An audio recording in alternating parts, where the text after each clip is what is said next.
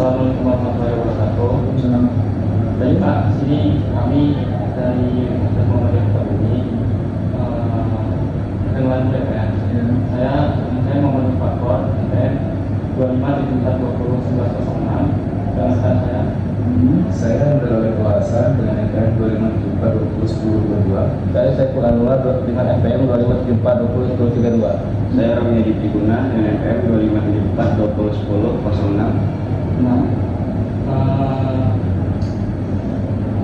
sebelumnya terima kasih telah wawancara. Dan saat ini berkesempatan. Nama saya Purwonto, jabatan saya PS Kanit 1 Pidana Umum yang membidangi pidana umum. Terus apa yang bisa kita bantu dalam kegiatan adik-adik mahasiswa ini? Dalam wawancara ini kami ingin melontarkan beberapa pertanyaan ke Bapak. Mungkin Bapak untuk berkenan menjawab pertanyaan kami menurut anggaran Bapak. Jadi begini, apa yang adik-adik nanti sampaikan ke saya sebuah pertanyaan yang seputar mengenai hukum pidana umum atau apa yang terjadi mengenai penanganan masalah apa yang ada di Lampung Utara ini. Kalau bisa saya jawab, dan saya jawab. Kalau misalnya belum ada bisa saya jawab, nanti akan kami diskusikan, kemudian akan kami jawab. Lanjut. Siapa dulu?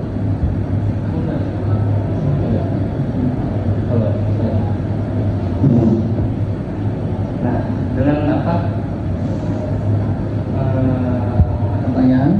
Pertanyaan saya, gimana dengan lemahnya apa?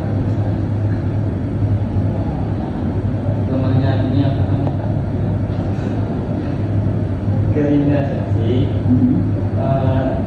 Apa kekurangan kesadaran masyarakat atau lemahnya pengawasan yang lebih berpengaruh terhadap kriminalisasi? Dalam hal apa? Dalam hal kejahatan. Artinya begini, terutama di Kabupaten Lampung Utara ya,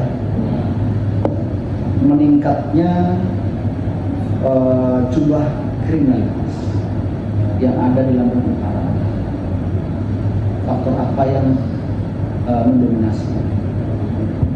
Apakah lemahnya ekonomi, pendidikan, atau sumber daya manusia? Begitu kira-kira ya.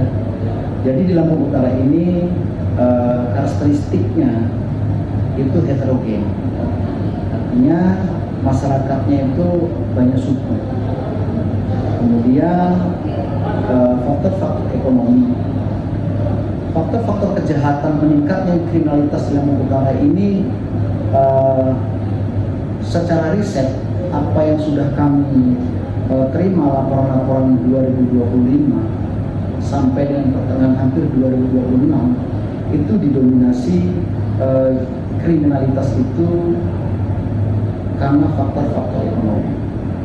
Karena banyak LP laporan yang masuk itu tentang pencurian, penipuan, penggelapan. Itu semua itu tentang kebendaan, harta benda, yang mana manusia itu membutuhkan itu semua. Baik kalangan bawah atau kalangan tingkat tinggi itu membutuhkan ekonomi. Kan begitu. Makanya tujuan pelaku melakukan tindak pidana pencurian itu benda. Faktor apa sih yang mempengaruhi pelaku itu melakukan kejahatan? Yang mendominasi ekonomi. Yang kedua apa? Yang kedua itu tentang apa? Iman. Iman yang lemah. Nah, kita mengkombinasi hukum Islam ya tentang satu keimanan. Iman lemah. Yang ketiga apa? Faktor lingkungan. Kadang bukan mutlak karena ekonomi ya, hanya mendominasi. Ada beberapa persen kejahatan itu terjadi karena lingkungan. Lingkungan apa aja yang menentukan? Pergaulan, narkoba. Kalau narkoba itu kan tidak mengarah kepada ekonomi, hanya kesenangan. Dia kecanduan narkoba, kemudian akan beli narkoba, dia nggak ada uang. Jadi dia melakukan kejahatan. Kejahatan itu luas sifatnya, bisa mencuri, bisa menipu dan lain sebagainya. Bahkan terkadang mencuri itu dengan kekerasan hanya untuk barang haram. Jadi kejahatan itu juga bukan karena faktor-faktor ekonomi, jadi faktor-faktor lingkungan. Makanya keimanan itu betul-betul harus kuat. Orang itu tidak cukup apakah orang memiliki ekonomi kemudian tidak melakukan kejahatan? Bisa melakukan kejahatan, tapi kejahatan bersifat kejahatan lain, penganiayaan, pembunuhan karena perselingkuhan, karena kesalahpahaman. Jadi hanya yang mendominasi faktor ekonomi.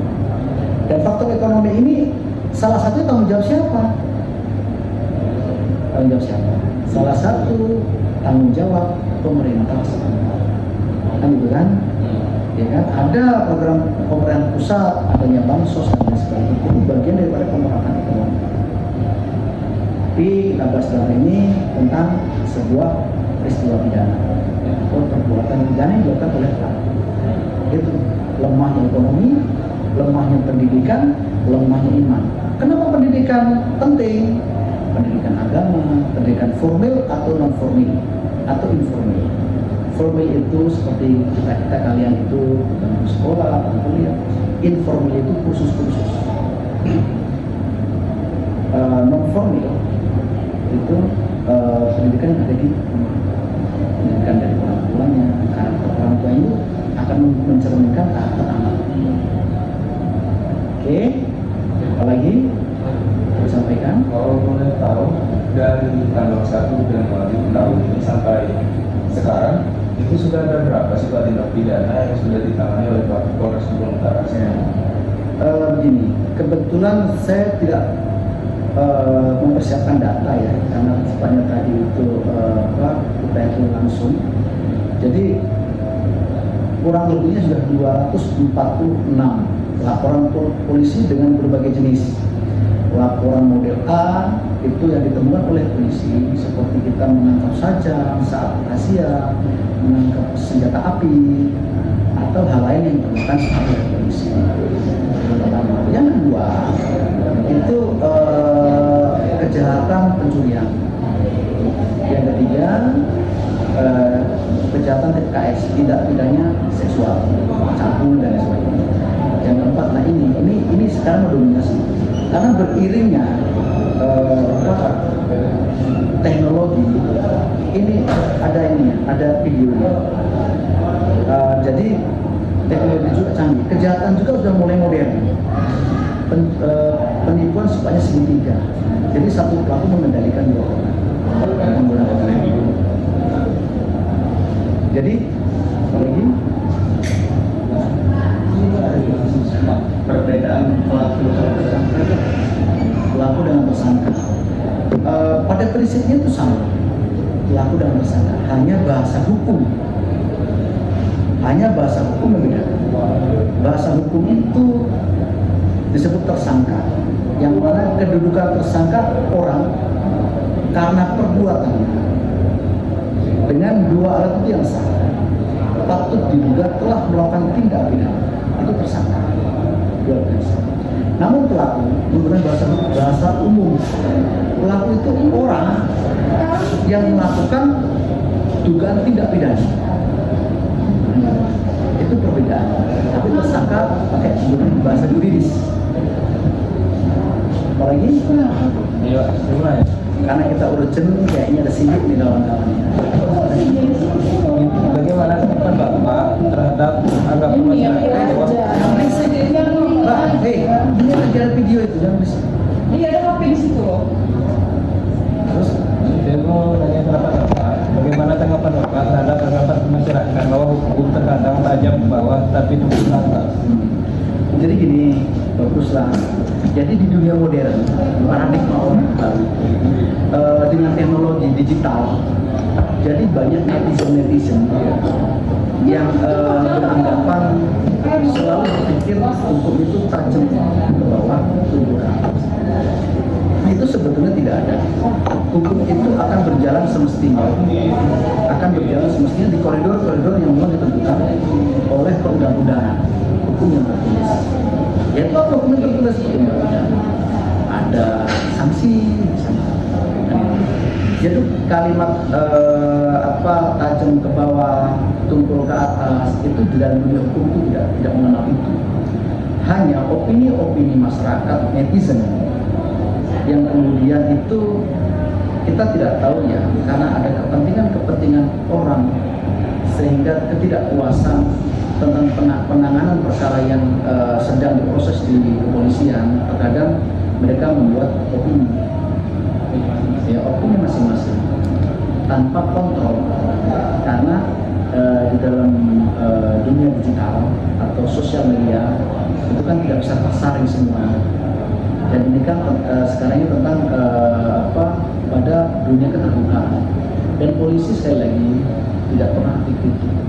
Polisi suka dikritik demi kebaikan, demi kemajuan institusi polri itu sendiri.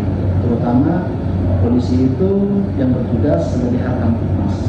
Tugas polisi bukan hanya di pidana saja. Harkamtibmas dalam hal ini pemeliharaan ketertiban masyarakat, fungsi sabara, fungsi bimas, fungsi apa, dan fungsi reserse penegakan. Kemudian tugasnya lagi sebagai penegak hukum. Yang paling dulu, jadi setiap warga negara itu pendidikan sama. Tentu menjunjung asas keadilan, kepastian hukum, dan kemanfaatan. Yang tiga, tugas polisi itu sebagai pelayan hidup dari masyarakat. Dan semua itu berjalannya waktu, polisi melakukan pembenahan. Dan polisi sekali lagi bukan anggota. Ketika mengkritik institusi itu demi kebaikan bersama, kebaikan institusi, ya kami menerima. Karena sifat kami memang dari masyarakat menjadi polisi untuk melayani masyarakat. Misalnya ada tetangga saudara kenalan kita yang menjadi korban pidana kriminal. Nah, terus kita melihat secara dengan menatap hal itu sendiri. Nah, apa sih kan perlu kita lakukan untuk membantu polisi dalam menangani kasus yang sudah kita lihat? Ya, betul sekali. Jadi dalam hal selaku warga negara yang patut dilakukan ketika melihat satu peristiwa kejadian di depan mata kita. Yang pertama, kita melaporkan. Sekarang kan ada yang disebut polling center 110. Lebih baik pun disampaikan kepada polling center adanya peristiwa tindak pidana. Namun apabila kita bisa dalam perspektif pandangan kita bisa kita membantu seperti lalu lintas, kita tolong. Yang kita tolong pertama kali apa? Tentang kemanusiaan, nyawa yang paling dijunjung tinggi itu, harta paling berharga itu nyawa. Ketika nyawa kita terancam, semua ini sudah tidak ada artinya. Yang berarti itu yang paling berarti nyawa, selama pun jiwa raganya. Kalau kita mengenal mengkombinasi hukum Islam, ada kutipan kutipan sunnah Rasul hadis mengatakan, ketika ada kejahatan di depan matamu, ubahlah dengan tanganmu. Bila mana kau tidak mampu ubah dengan tanganmu, ubahlah dengan kata-katamu, yaitu nasihat. Apabila tidak berubah bisa berubah dengan kata-katamu, ubahlah dengan hatimu. Kalau itu benar-benar di mana-mana. Contohnya ada keonaran, anak-anak mabuk-mabukan di tengah jalan. Apa mungkin kita ini akan berubahnya dengan perbuatan? Tentu tidak mungkin. Ada video, Mbak. Ambil saja. Nah, itu. Ketika kita mampu, ya nggak apa-apa, ya itu tugas polisi. Seperti Ustaz disampaikan nasihat. Ketika nggak mampu, apabila nanti kita dikhawatirkan malah kita jadi masalah. Menurut saya itu tidak selesai.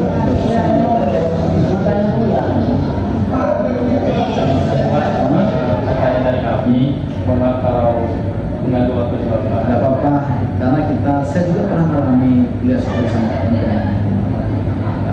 Yang penting tetap semangat. Kesempatan kuliah ini tidak semua anak sebaya kalian itu memiliki kesempatan yang sama. Ketika kamu bisa kuliah, kamu tata masa depan. Kita lihat ini banyak orang-orang sarjana itu yang kerjanya itu project.